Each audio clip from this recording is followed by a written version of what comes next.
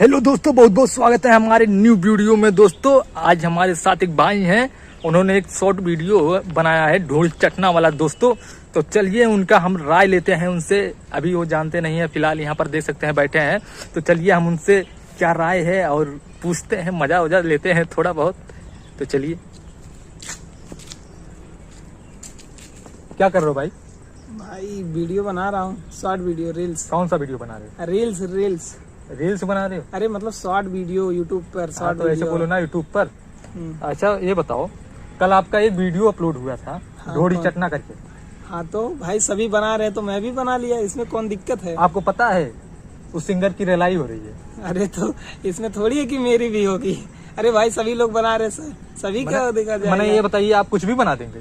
कुछ भी नहीं, सब बना रहे तो मैं भी बना दिया, इसमें दिक्कत क्या है आपको? आप ढोड़ी चाटे थे? अरे यार क्या बोलते हैं यार रिपोर्टर यार। देखो धक्का मत दो, आप ढोड़ी चाटे थे? बंद सही करो सही यार। सही सही जवाब यार बताओ। मजाक मत करो, हटा यार, दिमाग को खराब कर, बंद कर, बंद कर। तो दोस्त ये सॉरी दोस्तों, तो दोस्तों ये देख सकते हैं, ये हिचकिचा रहे हैं और सवालों से कतरा रहे हैं दोस्तों।